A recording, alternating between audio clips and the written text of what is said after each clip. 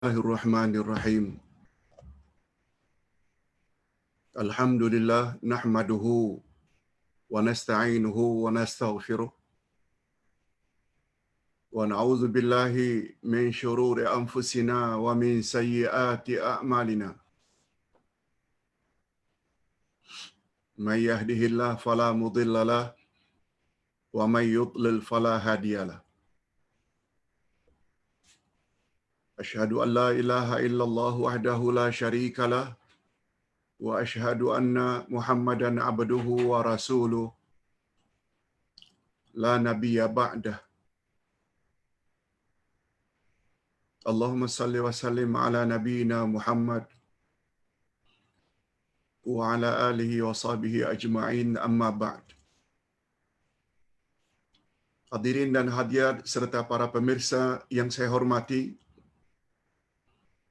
Assalamualaikum warahmatullahi wabarakatuh. Alhamdulillah,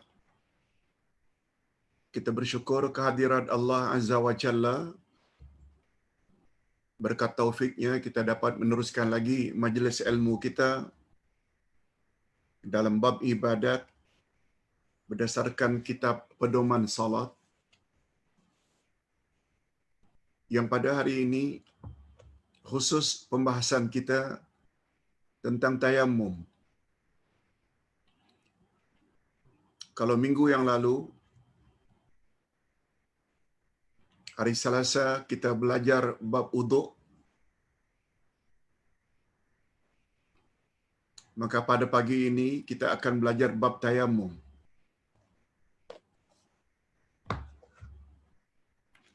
Sila lihat muka surat 21. Sila lihat muka surat 21 hingga halaman 30. Kita belajar hari ini insya-Allah sekitar 8 atau 9 halaman, semuanya tentang tayammum.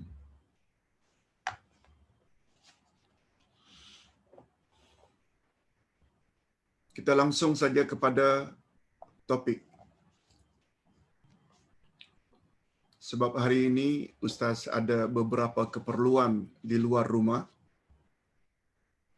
Mungkin pembahasan tayammum ini 1 jam sahaja. Kemudian kita tambah dengan mungkin 15 minit atau paling lama setengah jam soal jawab. Jadi keseluruhannya sekitar 1 jam setengah sahaja. Berbeza dengan hari-hari biasa sampai 2 atau 2,5 jam. Sebab hari inilah kita orang Kuala Lumpur agak selesa bergerak dan kebetulan banyak yang perlu diselesaikan. Esok kita sudah mula PKP. Pergerakan kita esok sangat terbatas. Tak apa, kita patuhi. Cuma izinkan Ustaz pada hari ini paling lama 1 jam setengah saja. Bab tayammum. Apa makna tayammum? Kita baca dulu, kemudian Ustaz jelaskan.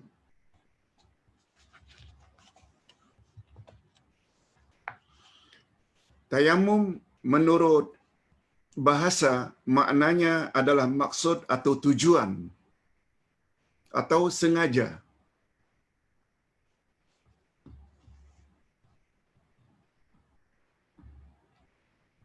Menurut bahasa, tayammum maknanya maksud, tujuan, dan sengaja.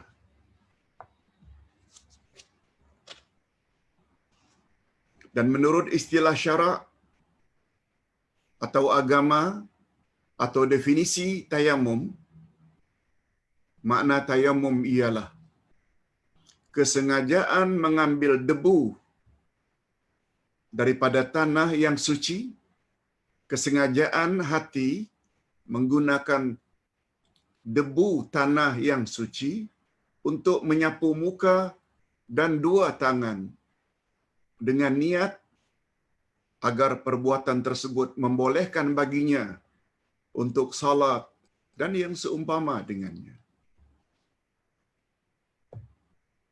Apa saja barulah sah mesti uduk, maka uduk boleh diganti dengan tayamum. Malah bukan hanya itu. Bagi orang yang junub, yang sepatutnya mandi hadas besar, mandi junub, boleh diganti dengan tayamum. Cuma macam mana tayamum sebagai pengganti mandi junub? Itu nanti kita akan bahas. Jadi kita pertama sekali mesti faham apa makna tayamum. Menurut bahasa, tayamum maknanya maksud, tujuan atau kesengajaan. Sedangkan menurut definisi, menurut istilah agama, tayamum ialah kesengajaan menggunakan debu tanah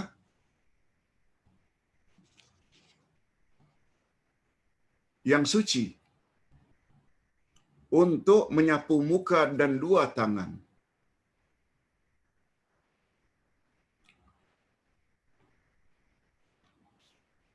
Dengan tujuan untuk membolehkan dia melakukan ibadat seperti salat dan yang seumpama dengannya. Okey. Nah sekarang, tidak kurang pentingnya, adakah Ustaz dalil atau hujah dari Quran atau dari hadis Nabi? Jawabnya ada. Bukan hanya dalam Quran, bukan hanya dalam hadis, malah ijma' ulama, kesepakatan para ulama. Tidak ada seorang pun yang membantah tentang adanya yang dipanggil dengan tayamum. Okey, pertama sekali kita bawa ayat Quran. Allah Subhanahu wa taala berfirman dalam surat An-Nisa ayat 43, A'udzubillahi minasyaitonir rajim. Wa in kuntum marda aw ala safar أو جاء أحد منكم من الغيط أو لامستم النساء فلم تجدوا ماء فتيمموا صعيدا طيبا فامسحوا بوجوهكم وأيديكم إن الله كان عفوا غفورا. Terjemahan. Jika kamu sakit atau kamu sedang musafir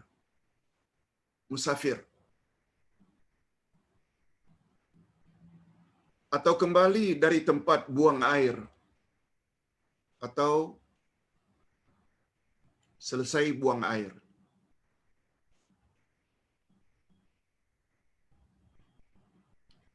atau kamu menyentuh perempuan, kemudian kamu tidak mendapat air, maka bertayamumlah kamu dengan tanah yang baik atau yang suci, sapulah mukamu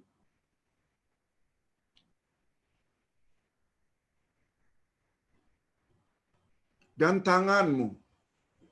Dua saja anggota tayamum, muka dan tangan.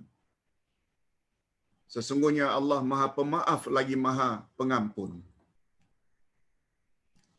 Ayat ini memberi suatu gambaran, arahan agar kita bertayamum bila kita sakit, bila kita musafir, atau kita habis buang air, karena itu bermakna kita telah berhadas beradas kecil, buang air, besar ke kecil atau buang angin, lalu kita tidak mendapat air. Lalu sebagai pengganti wuduk atau pengganti mandi junub, tayamum. Yaitu dengan menyapu muka dan tangan dengan debu tanah yang suci. Allah Maha Pemaaf lagi Maha Pengampun. Maknanya perbuatan tersebut tidak berdosa. Disebabnya hikmahnya diakhiri dengan Allah Pemaaf lagi Maha Pengampun.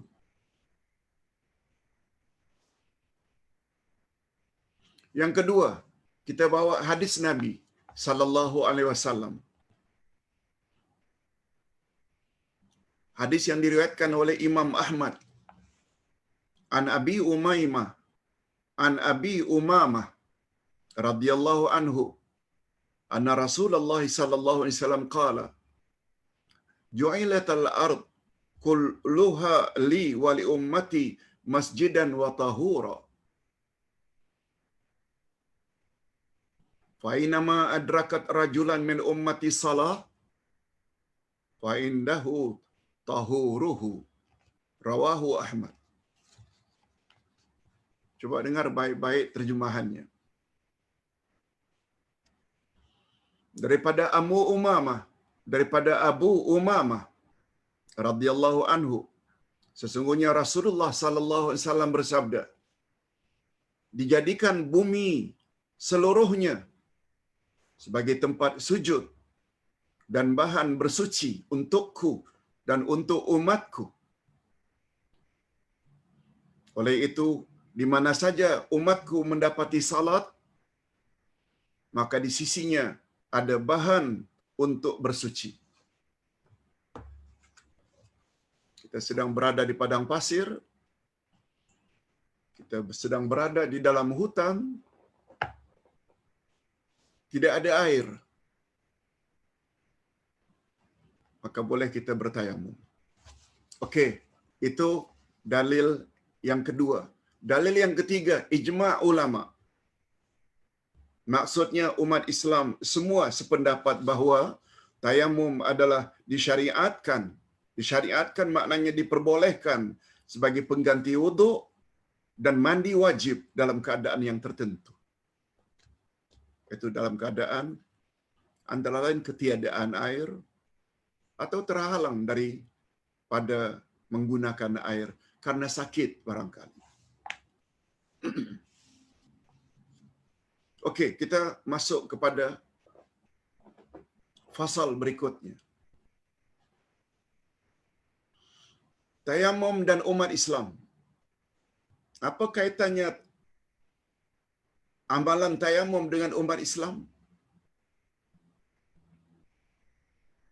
Hadirin dan hadirat, kita mesti tahu, walaupun ada di antara kita yang tak pernah tayamum seumur hidupnya,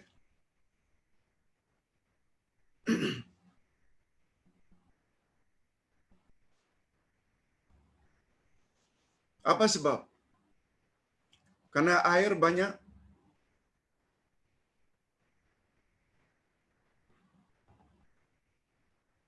Tapi kadang-kadang walaupun air banyak, kita disyariatkan tayamum. Sebab ada kalanya doktor nasihatkan, badan awak tidak boleh kena air. Kalau kena air, sakit awak akan bertambah. Nah, ketika itu kita dibolehkan tayamum. Jangan beruduk juga. Atau tangan kita patah, lalu disimin. Macam mana tak beruduk? Atau dibalut. Islam kata, ketika itu awak boleh tayamum. Atau air ada, perigi penuh dengan air. Ada ketikanya kita disuruh atau dibolehkan untuk tayamum.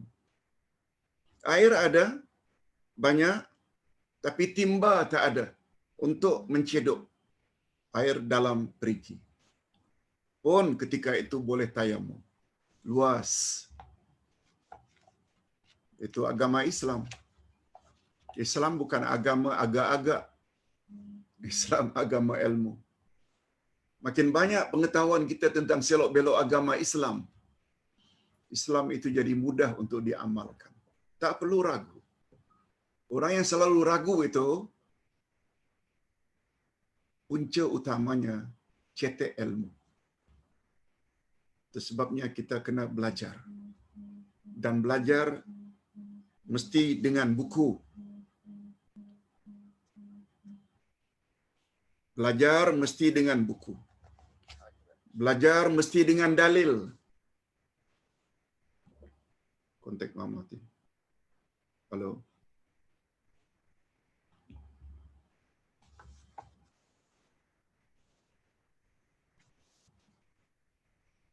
Belajar agama mesti dengan dalil.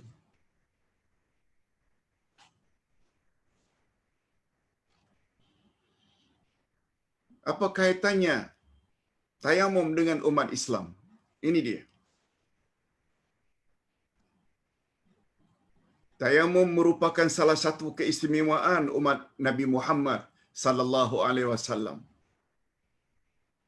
Tayamum merupakan satu keistimewaan umat Nabi Muhammad sallallahu alaihi wasallam. Kalau tayamum ini suatu keistimewaan, sangat rugi kalau umat Islam sampai tidak tahu. Mari kita ambil tahu. Ini sebagaimana tertera di dalam hadis Jabir bahwa Rasulullah sallallahu alaihi wasallam bersabda. Untuk menghemat masa, Ustaz baca saja terjemahannya. Hadis sahih riwayat Imam Bukhari dan Imam Muslim. Apa kata Nabi? Aku telah diberi oleh Allah, aku kata Nabi telah diberi oleh Allah 5 perkara. 5 perkara yang Allah tidak beri kepada nabi lain. Tidak beri pada umat lain. Yang pertama, aku ditolong dengan memasukkan rasa takut ke dalam hati musuh dalam jarak 1 bulan perjalanan. 1. Allah beri keistimewaan kepada umat Nabi Muhammad sallallahu alaihi wasallam. Orang kafir gerun dengan umat Muhammad. Yang kedua, ini ada kaitannya. Bumi dijadikan sebagai tempat sujud dan bahan bersuci. Ini dia poin yang ada kaitannya dengan tayamum. Bagi umat Muhammad, tidak salat di mana saja di atas muka bumi boleh. Tak semestinya di rumah, tak semestinya di masjid. Di padang pasir, di lautan, di udara, dalam kapal terbang, boleh melakukan salat. Dan bumi sebagai bahan yang suci untuk ku, kata Nabi. Maknanya boleh digunakan untuk tayamum. Oleh itu, di mana saja umatku mendapati salat, maka hendaklah dia salat. Tak boleh jadi alasan, oh air tak ada. Tak. Salat saja. Tayamum dengan tanah. Yang ketiga, dihalalkan untukku harta rampasan perang yang tidak pernah dihalalkan untuk seorang pun sebelum aku. Al-ghanimah, rampasan perang, harta rampasan perang, halal bagiku dan bagi umatku. Yang keempat, aku diberi syafaat. Maknanya, dibolehkan oleh Allah untuk menolong orang lain. Allah akan izinkan Nabi. Mudah-mudahan kita semua layak mendapat syafaat Nabi Muhammad sallallahu alaihi wasallam. Yang kelima, ini yang terakhir. Semua nabi diutus khas untuk umat masing-masing. Tetapi aku, kata Nabi, diutus oleh Allah untuk semua umat. Nabi bukan untuk orang Arab saja. Nabi untuk orang Afrika, untuk orang Eropah, untuk orang India, untuk orang Cina, orang Korea, orang Jepun, orang Amerika, orang Melayu.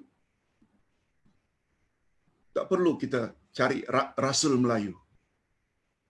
Nabi Muhammad diutus oleh Allah untuk semua. Menjadi satu daripada 5 ini, Allah Subhanahu Wa Taala jadikan permukaan bumi ini boleh untuk kita salat. Yang kedua, boleh untuk kita bertayamum. Karena permukaan bumi adalah suci bagi umat Muhammad sallallahu alaihi wasallam.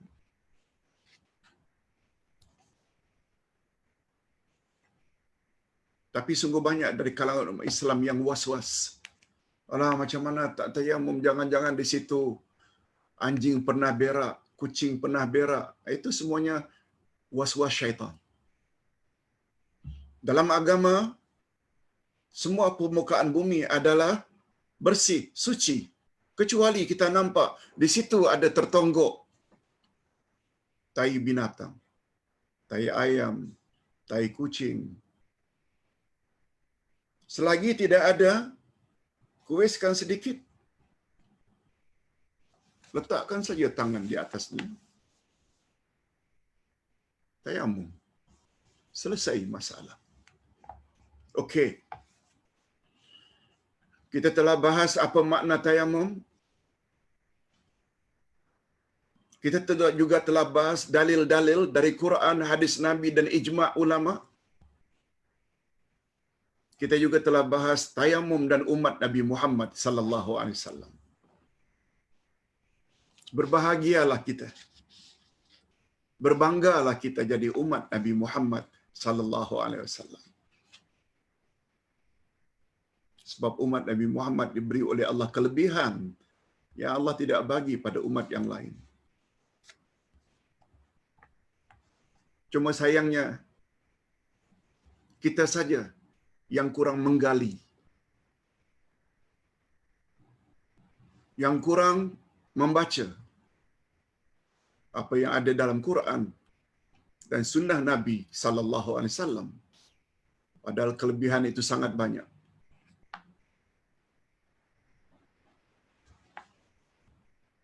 Padahal Nabi sallallahu alaihi wasallam memberi jaminan.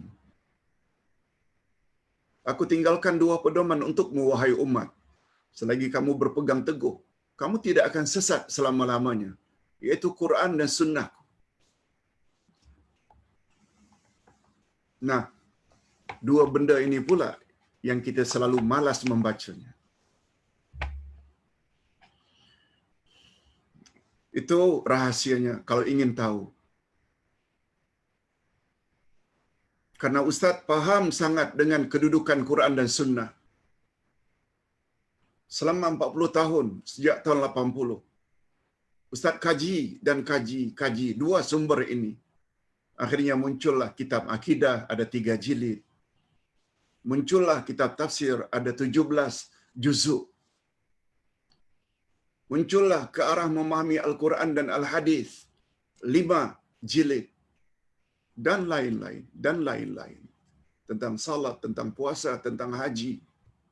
Ustaz kaji dan tulis dalam bahasa Melayu, bahasa Indonesia dan mudah difahami. Di sini rahasianya. 2021 kita kena dalami agama melalui buku. Ustaz tidak kata Ustaz serba sempurna.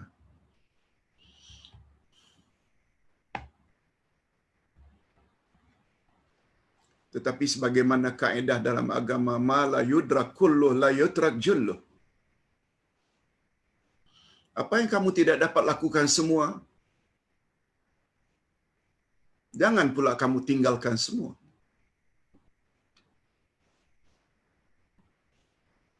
Dalam kultum kuliah 7 minit pagi tadi habis subuh, Ustaz sebut perkara ini.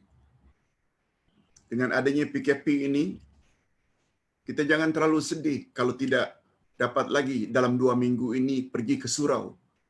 Sebab terbatas. Ada surau yang hanya boleh 5 orang, imam, Bilal, dan 3 AJK. Ustaz kata,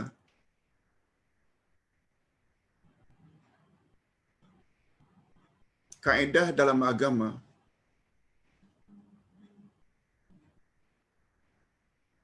apabila sesuatu amalan itu telah kita lakukan secara rutin, istiqamah, rajin salat berjamaah, kata Nabi, bila kamu musafir atau kamu sakit, lalu kamu tidak dapat melakukannya, kamu tetap akan mendapat ganjaran setiap hari berkat istiqamahmu selama ini. Apalagi arahan ini, arahan ulil amri. Wajib patuhi. Berdasarkan ayat 59 dari surat An-Nisa. Hei orang-orang yang beriman, taati Allah, taati Rasul, dan ulil amri dari kalangan kamu. Jangan marah-marah kerajaan. Kerajaan menetapkan demikian, perlu pakai SOP, tidak boleh saf itu rapat-rapat. Itu ulil amri. Jangan sedih.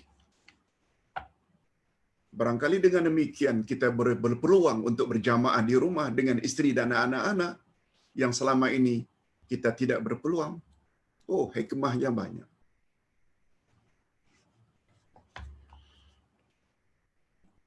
Hikmah COVID-19 yang kita tidak boleh belajar secara offline. Seperti biasa di kelas, di dewan, di rumah, di masjid. Sekarang kita online. Ada tak hikmahnya? Barangkali secara offline, kita tak dapat bedah 7 buku dalam seminggu. Secara online, kita boleh bedah buku 7 buku dalam seminggu, setiap hari. Akidah kena betul, reda dengan ketetapan Allah, ibadat kena betul, semuanya itu ada kaitannya dengan ilmu. Baik. Sekali lagi Ustaz ulang, ma la yudrak kulluh la yutrak julluh. Apa yang anda tidak dapat buat semuanya, jangan pula tinggalkan semuanya. Ustaz coba menulis apa yang Ustaz termampu. Tak habis lagi 30 juz. 40 tahun baru 17 juz. Jadilah. Daripada tak menulis langsung. Tentang hadis Nabi, baru 5 jilid. Tentang akidah, baru 3 jilid. Itu yang termampu. Ingat hadirin dan hadirat, firman Allah sangat banyak. Terutama ayat terakhir dari surat Al-Baqarah. La yukallifullahu nafsan illa usaha. Allah tidak memberatkan manusia kecuali apa yang dia termampu. Nabi pula bersabda, apa yang aku suruh, buatlah apa yang kamu termampu. Ayat Quran, ayat 16 surat At-Taghabun. Bertakwalah kamu kepada Allah, apa yang kamu termampu. Okey. Secara offline, kita tidak boleh hadiri majlis ilmu. Secara online pun tak boleh juga. Padahal duduk di rumah saja, tinggal buka saja. Oh tak tahu. Suruh anak dan cucu buka Facebook. Sungguh tepat. Hadis Melayu. Kalau hendak 1000 daya. Kalau tak hendak 1000 helah. Allah Maha tahu. Allah menilai. Kita teruskan dengan apakah sebab-sebab yang membolehkan tayamum. Ini sekarang kita bercakap tentang sebab-sebab. Bila kita boleh tayamum? Tayamum diperbolehkan untuk orang yang berhadas kecil dan berhadas besar. Hadas kecil barulah terangkat dengan uduk. Hadas besar, junub, barulah terangkat dengan mandi hadas besar. dalam keadaan hadir mukim dan dalam keadaan perjalanan musafir jika terdapat salah satu dari sebab-sebab berikut.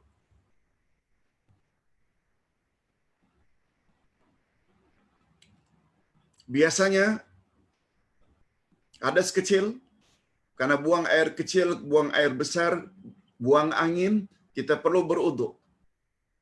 Bila junub, kita mesti mandi hadas besar. Hebatnya tayamum. Tayamum boleh cover kedua-duanya. Uduk boleh diganti dengan tayamum. Mandi juga boleh diganti dengan tayamum. Okey, ada 6 sebab mengapa kita dibolehkan tayamum. Pertama, jika tidak ada air atau ada air tetapi tidak mencukupi untuk bersuci. Ada air tapi tidak cukup untuk bersuci. Boleh tayamum. Yang kedua, jika luka atau sakit dan bimbang jika menggunakan air, sakitnya akan bertambah atau mengakibatkan lambat sembuh. Boleh tayamum. Yang ketiga, jika air terlalu dingin dan ia yakin jika digunakannya air tersebut boleh membawa mudarat kepadanya. Tetapi dengan syarat ia tidak mampu memanaskannya walaupun dengan upah.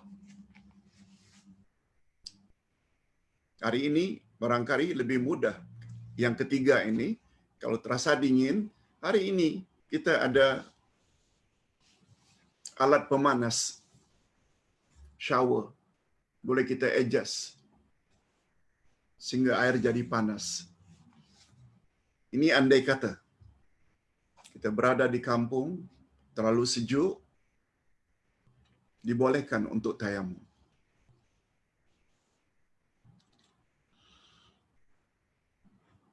Yang keempat, jika air dekat dengannya, tetapi ia takut keselamatan dirinya atau hartanya atau ketinggalan rombongan atau antaranya dengan air terdapat musuh, apakah manusia atau yang lain-lain, atau di penjara, atau tidak mampu mengeluarkan air karena ketiadaan alatnya, ketiadaan timba atau tali untuk sampai kepada air. Kewujudan air dalam hal ini sama dengan ketiadaan air. Yang kelima, jika mempunyai air yang sedikit, tetapi ia perlu untuk minum atau untuk maksud lain, sama ada pada ketika itu atau pada masa yang akan datang,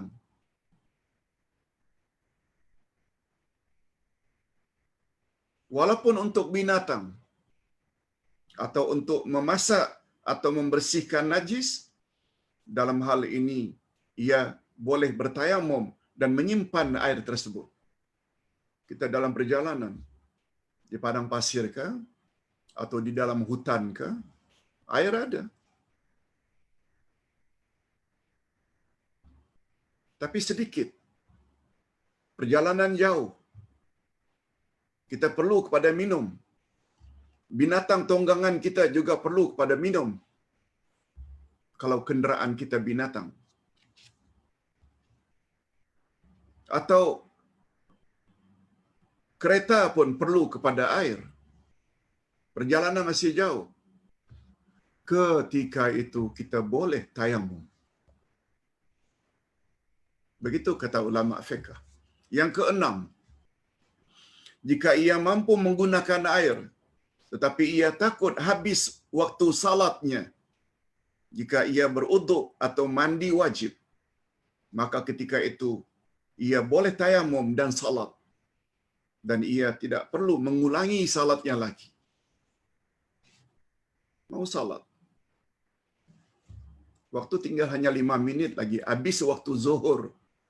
Atau habis waktu asar. Atau habis waktu maghrib. 5 minit lagi. Tidak beruduk, mesti pergi ke sungai. Berjalan saja 5 minit. sampai ke sungai. Andai kata demi menjaga salat dalam waktu, tayamum senang.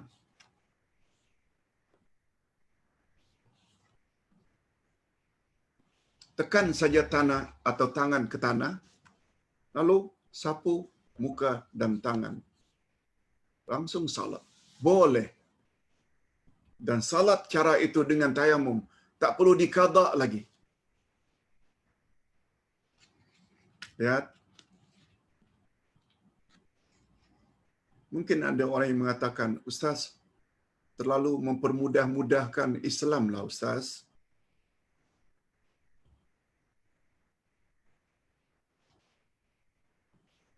Komen tersebut adalah komen orang yang suka menyusahkan. Islam yang cakap ini. Ulama yang cakap ini. Yang ilmunya mendalam. Islam yang membolehkan ini. Hawa nafsu awak, akal awak yang cetek ilmu mengatakan tak boleh. Dalil kata boleh. Orang yang paham agama kata boleh. Itu yang Islam, itu yang syaitan paling suka kalau orang cetek ilmu. Ustaz menulis ini pun, Ustaz bertanggungjawab.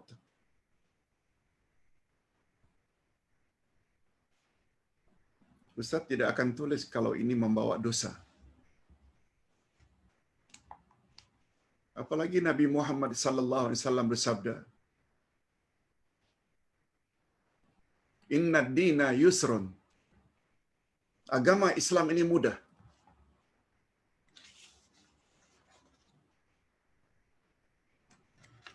Dan tidak ada orang yang menyusah-nyusahkan dalam beragama kecuali dia nanti akan give up. Dia akan serik. Dia akhirnya akan malas. Mengapa dia malas? Karena dia suka menyusah-nyusahkan agama. Kalau bepergian mesti saja bawa telekung. Kalau bepergian mesti saja bawa sejadah. Kalau bepergian mesti saja bawa kain sarung. Padahal syarat sah salat tutup aurat. Malah sampai ketika kita tak tahu arah kiblat pun salatlah walau menghadap ke mana pun. Islam agama yang mudah.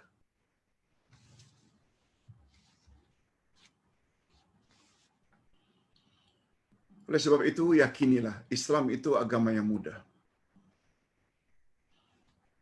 Bahan untuk tayamum. Nah sekarang satu pembahasan lagi.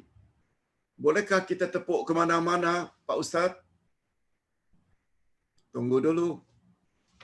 Diperbolehkan bertayamum dengan segala jenis tanah.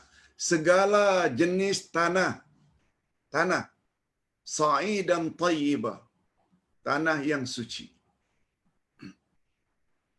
Yang bersih dan suci. Termasuk pasir.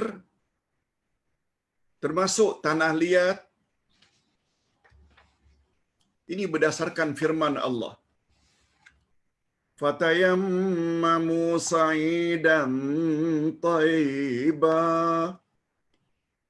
Maka bertayamumlah kamu dengan tanah yang baik. Tayyibah, baik. Baik di sini dengan makna suci.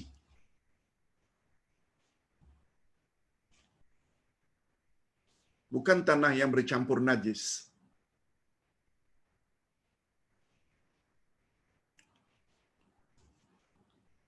Nah sekarang tentang kaifiat atau cara tayamum. Macam mana cara tayamum, Pak Ustaz? Sebagaimana Ustaz jelaskan tentang wuduk,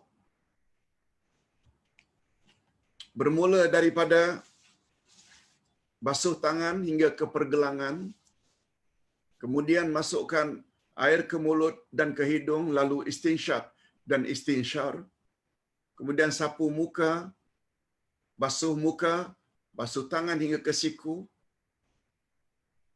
sapu kepala, basuh kaki, Macam itulah Ustaz ingin jelaskan cara tayamum. Cara tayamumnya Rasulullah sallallahu alaihi wasallam. Ingat, tayamum adalah ibadat. Dan ibadat Allah tak terima kecuali memenuhi dua syarat. Bagi kita umat Islam, dua syarat. Pertama, kita lakukan ikhlas lillah, lillahi ta'ala. Yang kedua, caranya mesti ikut cara Rasulullah sallallahu alaihi wasallam.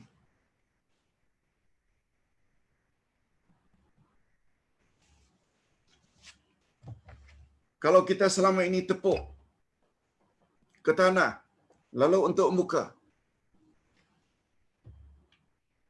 tepuk lagi sekali ke tanah, lalu kita sapu tangan hingga ke siku.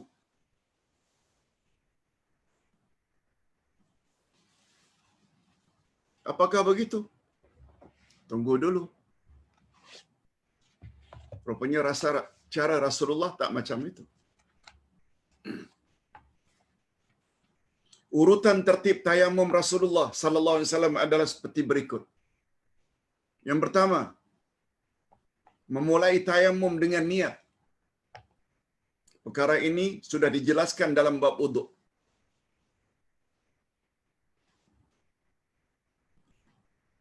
Rasulullah sallallahu alaihi wasallam bersabda, "Innamal a'malu binniyat." Amal diterima berdasarkan niat. Apalagi tayamum itu sendiri menurut bahasa kesengajaan untuk melakukan sesuatu karena Allah. Dan karena ini ibadat, mesti niat. Rukun salat, pertama sekali niat. Rukun puasa, mesti niat. Mesti wuduk, mesti niat. Tayamum juga mesti niat. Ingat ya, kata ulama, sepakat para ulama mengatakan, makanun niyah al-qalbu. Tempatnya niat adalah di hati. Tak perlu sebut. Nawaitu, tayamum, nah. Cukup dalam hati. Yang kedua, membaca basmalah. Sudah niat, baca bismillahirrahmanirrahim. Dua. Yang ketiga, menepuk kedua tangan pada tanah yang suci lagi berdebu. Maknanya sedikit sebanyak melekat tanah tersebut.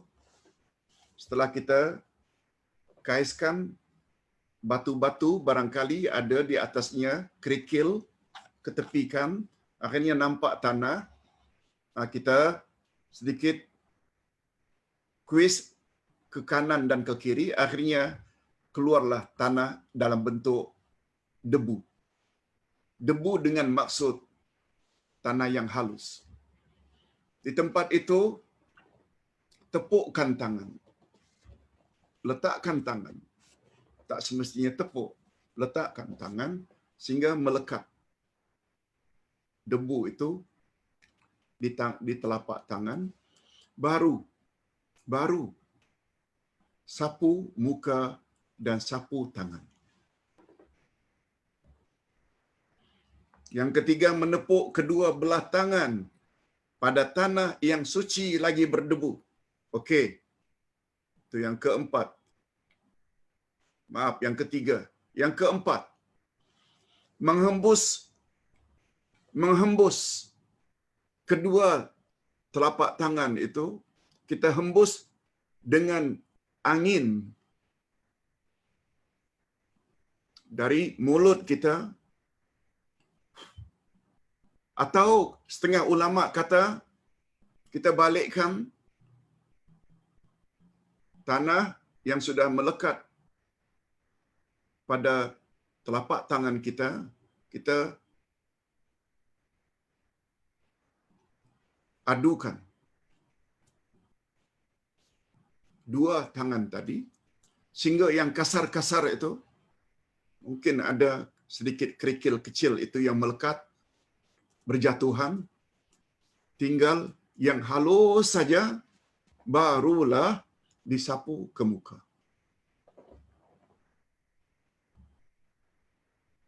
Jadi yang keempat, menghembus kedua telapak tangan sebelum menyapu muka dan kedua tangan.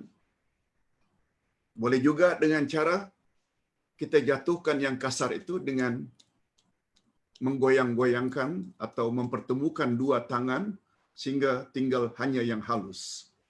Yang kelima, yang terakhir, menyapu muka dan kedua tangan hingga ke pergelangan tangan. Okey. Tanah yang sudah melekat pada dua telapak tangan tadi, lalu kita sapu dari atas sama dengan anggota muka untuk uduk.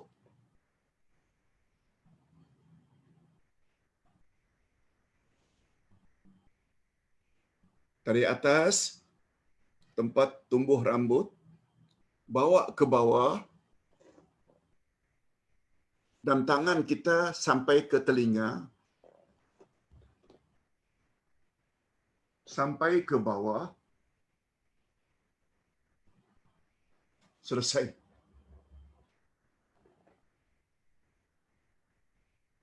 Dan tangan yang sama, selesai sapu muka,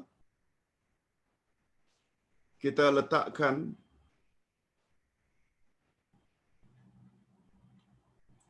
belakang tangan kita,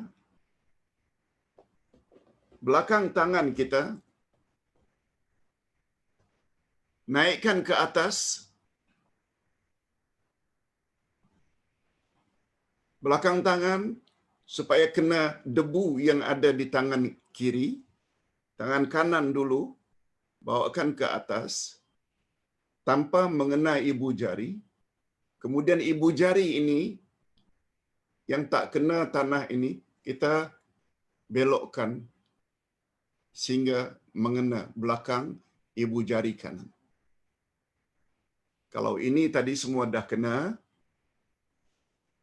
atau kita bawa ke sana, kemudian kita belokkan ibu jari ini di belakang ibu jari kanan. Selesai. Untuk yang kanan. Yang kiri, kita bawa pula yang kiri ini di telapak tangan yang kanan seperti tadi. Kemudian kita belokkan ke sebelah sini. Selesai. Dua perkara penting dalam hal ini yang barangkali tidak biasa kita lakukan. Dua perkara. Apa dia dua perkara itu, Pak Ustaz? Tepuk cukup satu kali. Daf'atan wahidatan, kata Nabi. Sekali tepuk untuk dua anggota, muka dan tangan. Sekali tepuk. Tak ada istilah musta'mal, tak ada. Yang kedua, sapu tangan hingga pergelangan saja. Bukan sampai ke siku. Dulu-dulu, kecil-kecil, kita disuruh sampai ke siku. Tidak. Yang datang dari Nabi, hingga pergelangan saja.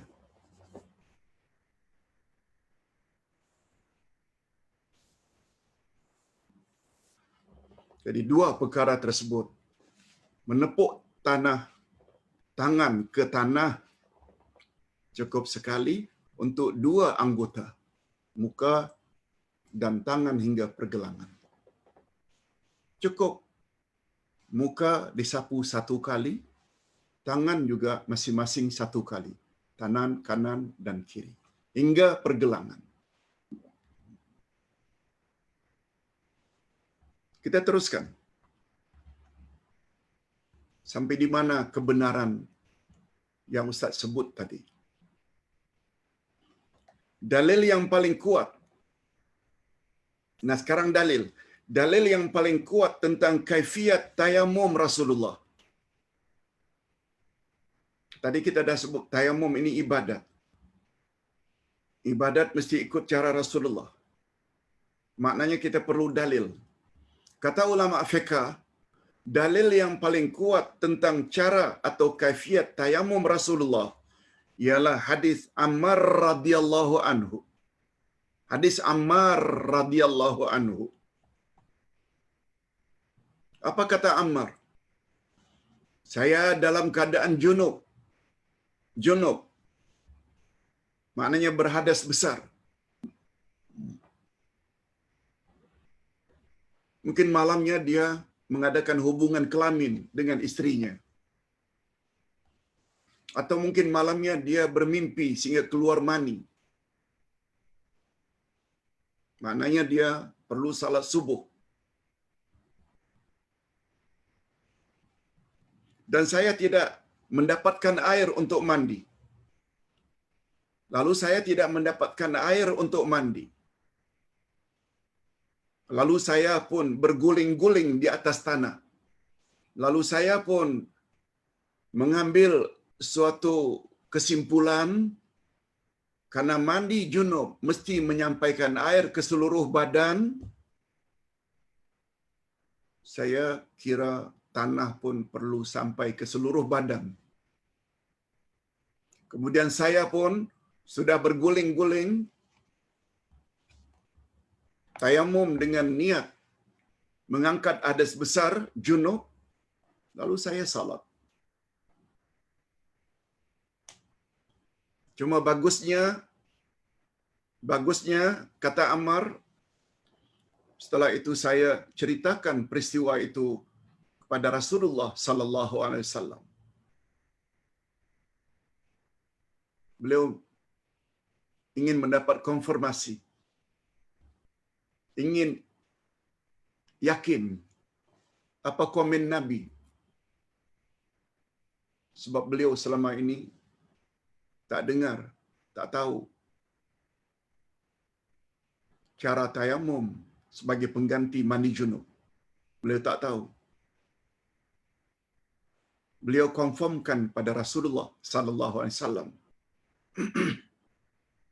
Coba dengar apa komen Nabi. Coba dengar apa komen Nabi sallallahu alaihi wasallam dalam hal ini. Apa kata Nabi?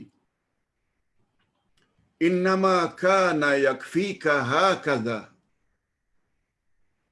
Wa daraba an-nabiy sallallahu alaihi wasallam bikaffaihi al-ard. Wa tanaffakha fihima thumma masaha bihima wajhahu wa kaffaihi. Rawahu Syaikhan. Syaikhan maknanya dua orang syekh.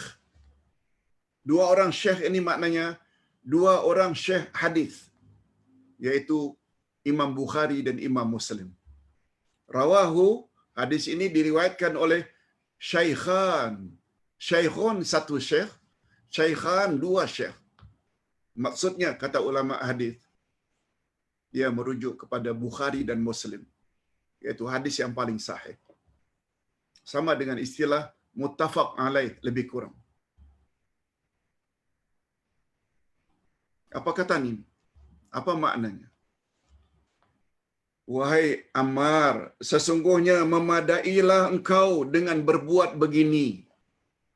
Lalu Nabi sallallahu alaihi wasallam pun menepuk kedua belah tangannya ke bumi.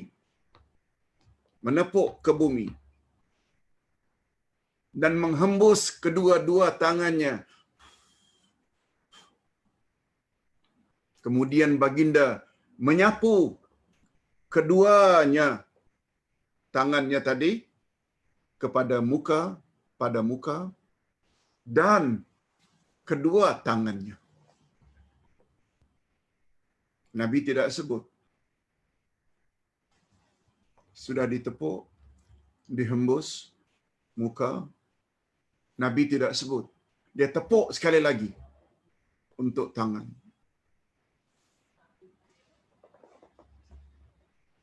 Kita tambah lagi dengan dalil lain.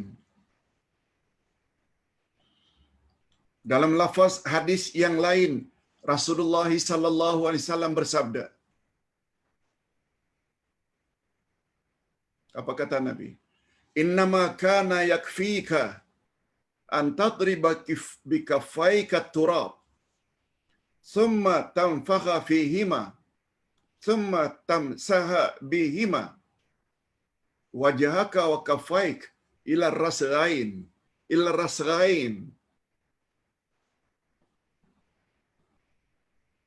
Rawahu Daruqutni. Dalam riwayat yang lain pula, Nabi mengajar Ammar, sesungguhnya cukuplah bagimu, wahai Ammar, menepuk kedua telapak tanganmu ke bumi atau ke tanah, kemudian menghembus kedua-duanya, lalu menyapunya ke muka dan dua tanganmu hingga ke pergelangan tangan, rasghain. Bukan sebagaimana wuduk. Waghsilu wujuhakum wa aydiyakum ilal marafiq. Al-marafiq itu siku. Nabi tidak sebut marafiq dalam bab tayamum. Rasghain, sampai pergelangan tanganmu. Nak ikut yang mana? Nak ikut cakap Nabi ke atau cakap selain Nabi?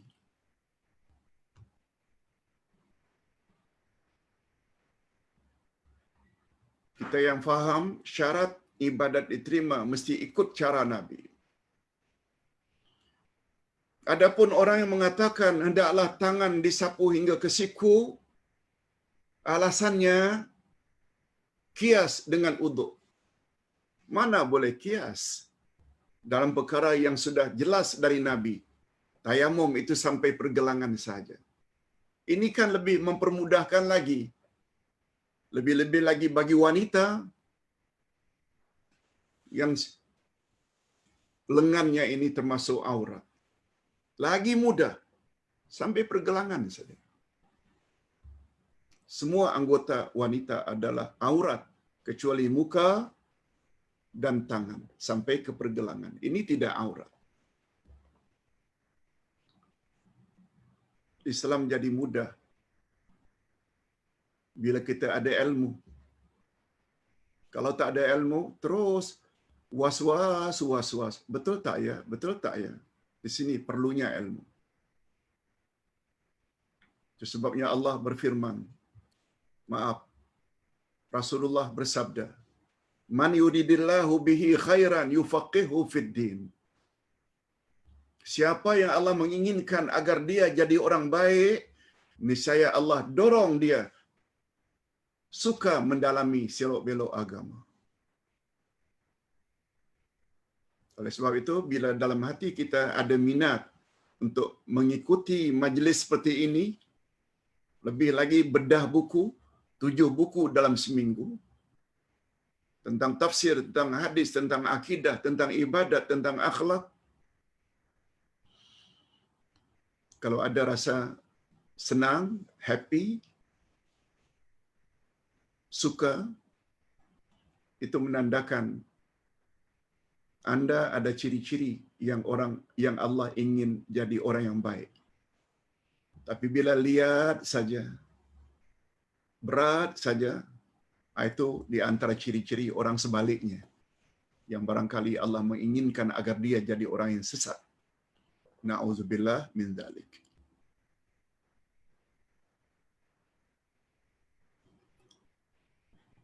Syaitan sangat suka dengan orang yang tidak ada ilmu, supaya dia mudah kelentong. Hadirin dan hadirat rahimakumullah. Kesimpulan yang dapat kita ambil dari 2 hadis di atas.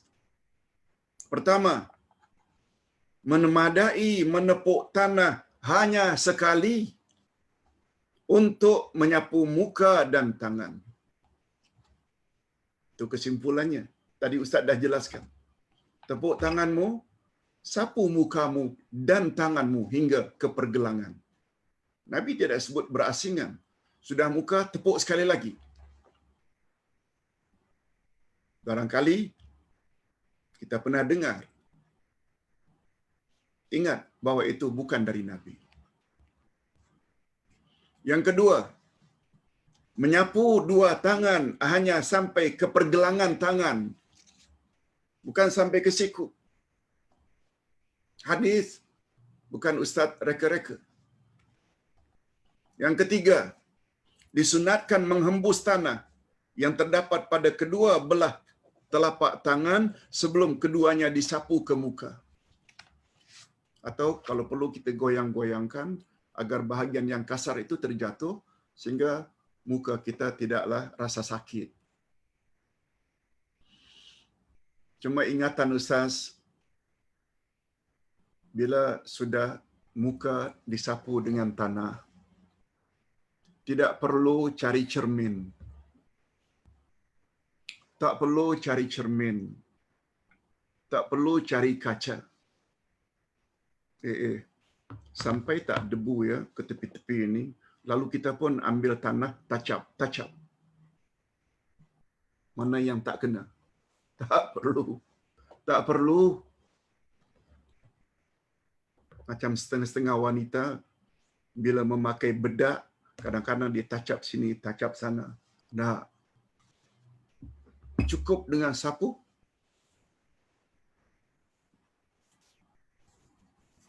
Salat.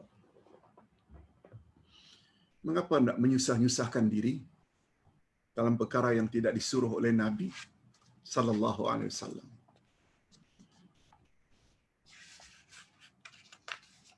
Kita teruskan amalan yang dibolehkan dengan tayamum. Apa dia amalan yang dibolehkan setelah tayamum? Apakah pada amal-amal tertentu atau semua amalan? Ini dia. Tayamum adalah pengganti uduk dan mandi wajib jika ketiadaan air atau karena salah satu sebab yang membolehkan tayamum seperti di atas. Oleh itu, kita diperbolehkan untuk melakukan amalan apapun sebagaimana kebolehan karena wuduk dan mandi. Seperti salat, menyentuh Al-Quran, hatta tawaf. Semuanya itu memerlukan wuduk. Memerlukan mandi hadas besar kalau sedang berhadas besar. Sa'i tidak. Salat mesti berwuduk. Tawaf mesti berwuduk. Andai kata tak mampu berwuduk, boleh tayamum. Tidak disyaratkan sahnya tayamum. Tidak disyaratkan sahnya tayamum. Mesti masuk waktu salat.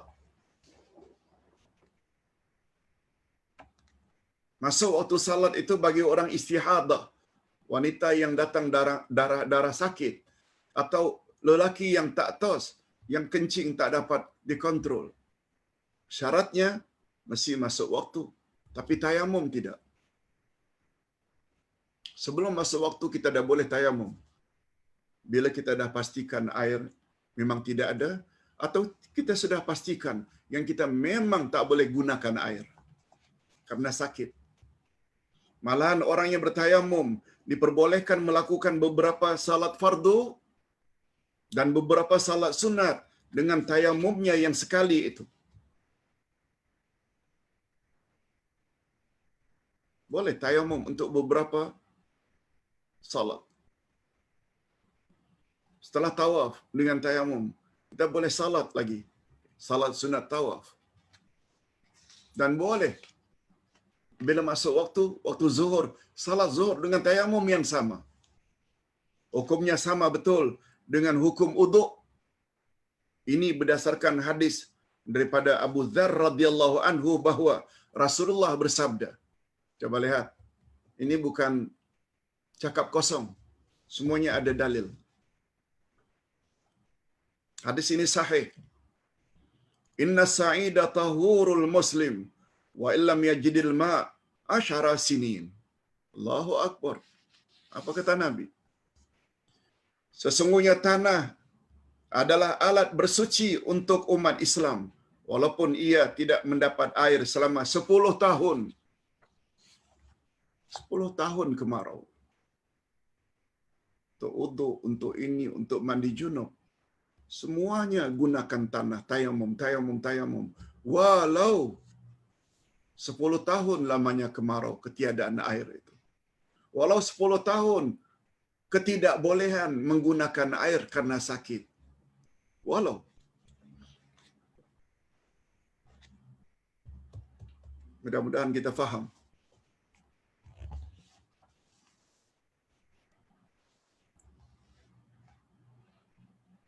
Di sini hebatnya menuntut ilmu. Apa yang dulunya karena kita jahil, tak pernah dengar, kita buat lain daripada apa yang kita dengar hari ini. Semuanya dimaafkan oleh Allah. Dah sah dah. Tapi ingat, bila kita dah dengar, kita kena amalkan. Sebab itu ciri-ciri orang yang mendapat siratal mustaqim. Sami'na wa ata'na. Kami dengar, kami tambah knowledge, dan kami patuhi. Patuhi sesuai dengan yang baru kita dengar. Karena yang baru kita dengar ini ada dalilnya. Kalau dulu hanya dengar cakap-cakap orang. Sekarang ada dalil, kita ada buku, boleh tengok. Derjat hadisnya, tak percaya, kontak orang-orang yang pakar hadis. Lagi bagus. Okey. Dan sekarang bahagian terakhir. Nampaknya sampai 1 jam suku. Kita buat pendedahan, kemudian kita sambung nanti 15 minit untuk menjawab soalan kalau ada.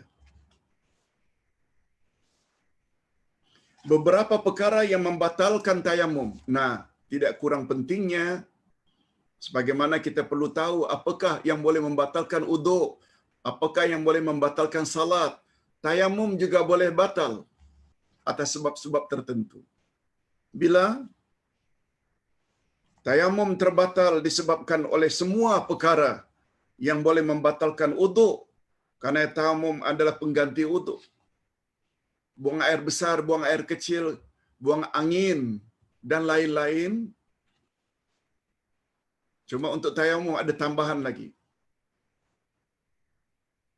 Kalau karena selama ini tidak ada air, lalu hujan. Lalu kita jumpa pergi. Lalu ketika itu tak boleh tayamum lagi. Okey, kita baca. Selain itu tayamum juga batal karena sebab-sebab berikut. Pertama, mendapatkan air. Mendapati air bagi orang yang tidak mempunyai air. Dia tayamum selama ini karena air tak ada.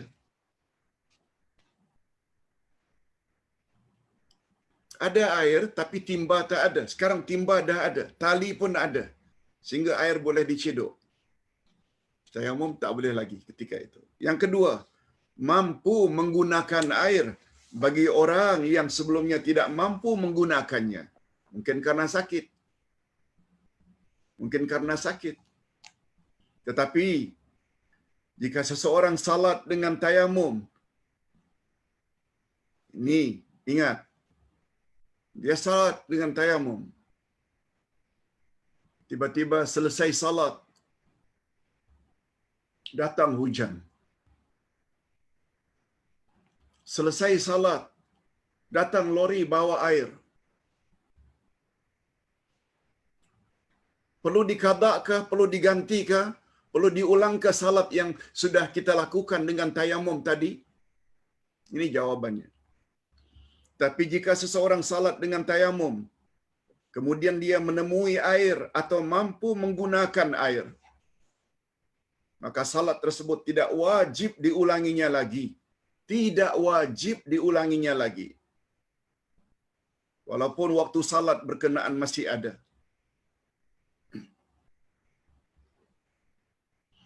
Dia sama halnya apabila kita balik dari JB ke KL, ke Sungai Besi.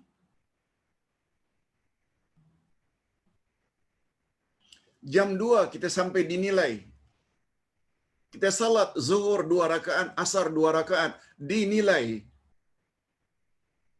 Lalu berangkat balik ke Sungai Besi, Kuala Lumpur. Baru jam 3.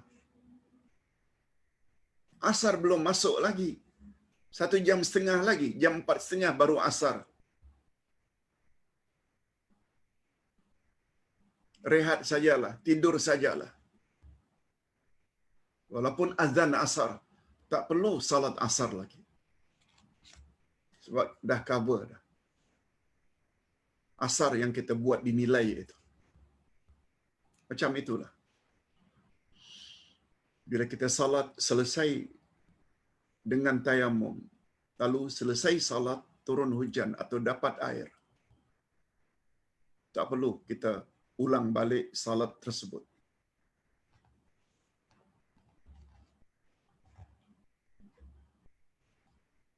Ini berdasarkan hadis Abu Sa'id Al-Khudri radhiyallahu anhu, katanya, telah musafir 2 lelaki, lalu masuk waktu salat, sedangkan mereka tidak memiliki air. Maka mereka berdua pun tayamum dengan tanah yang suci dan melakukan salat.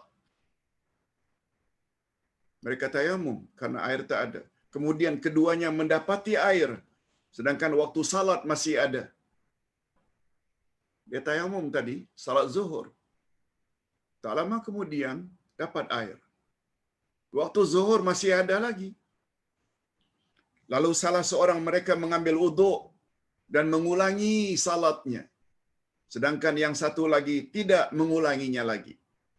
Kemudian kedua-duanya datang menemui Rasulullah sallallahu alaihi wasallam dan menceritakan kisah mereka.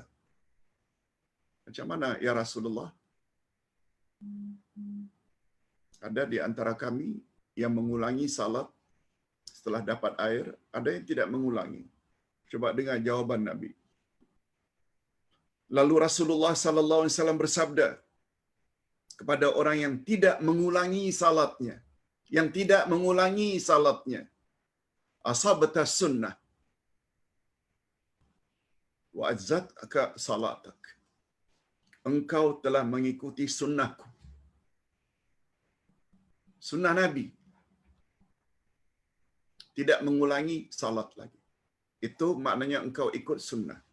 Dan engkau akan mendapat ganjaran salatmu. Sah salatmu.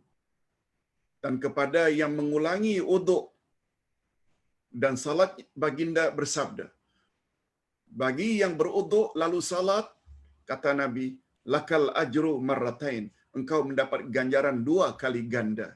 Hadis riwayat Abu Daud dan An-Nasa'i. Hadirin dan hadirat rahimakumullah. Sebagai contoh lain, Nabi pernah sebut kepada para sahabat ketika mereka akan pergi ke Bani Quraizah.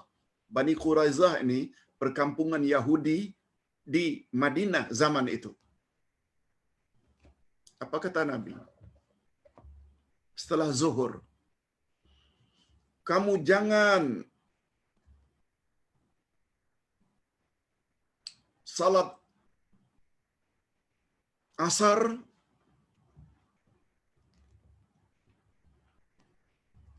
kecuali jika kamu sudah sampai di Bani Quraizah. Begitu arahan Nabi. Sahabat pun beberapa orang berangkat ke Bani Quraizah.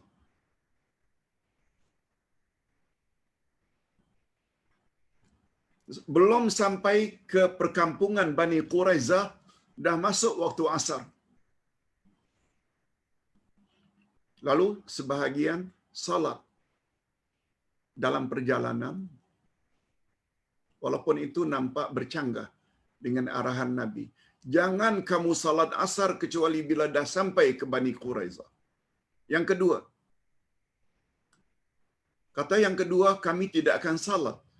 Sebab Nabi cakap, jangan salat asar kecuali bila dah sampai. Walaupun sampai nanti maghrib atau isyak, Nabi cakap macam itu, kita kena ikut.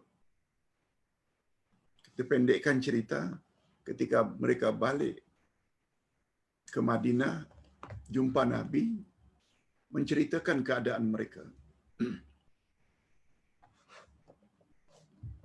Lalu Nabi Muhammad sallallahu alaihi wasallam bersikap lembut. Dua-duanya boleh. Dua-duanya sah. Atas dasar inilah ulama hadis membagi. Dalam memahami hadis, dia ada dua cara. Ada namanya tekstual berdasarkan teks. Yang kedua kontekstual berdasarkan konteks. Barangkali istilah tafsir mantuk dan mafhum. Tersurat dan tersirat. Sahabat yang salat dalam perjalanan di tengah jalan, pemahaman mereka, arahan Nabi itu seolah-olah membawa makna tersirat. Hendaklah kamu jalan cepat. Lalu tak kesampaian. Belum sampai lagi, dah masuk waktu. Yang kedua, Nabi kan ada sebut, ada 5 perkara yang Allah telah bagi pada Nabi dan umatnya yang Allah tak bagi pada umat yang lain. Semua permukaan bumi boleh untuk salat. Tadi kita dah sebut. Yang ketiga, ini yang mengambil pemahaman. Bukankah Nabi pernah menyebut, amal yang paling afdal adalah salat pada awal waktu. Mengapa kita mesti delay?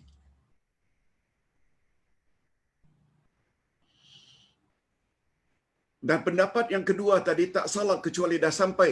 Itu namanya mereka mengambil kesimpulan berdasarkan teks. Mantuk. Nabi cakap begitu, begitulah.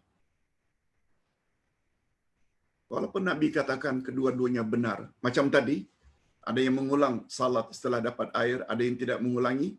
Yang tidak mengulangi itu kata Nabi, asabta sunnah. Kau telah ikut sunnahku. Apa sunnah Nabi? Siti Aisyah menyebut kepada Nabi apabila disuruh pilih antara dua perkara. Yang pertama mudah. Yang kedua agak susah. Nabi akan pilih mana yang lebih mudah. Sesuai dengan sabda Nabi, agama Islam itu mudah. Ustaz cenderung pada pendapat tak payah ulang. Siapa yang ingin mengulang, silakan.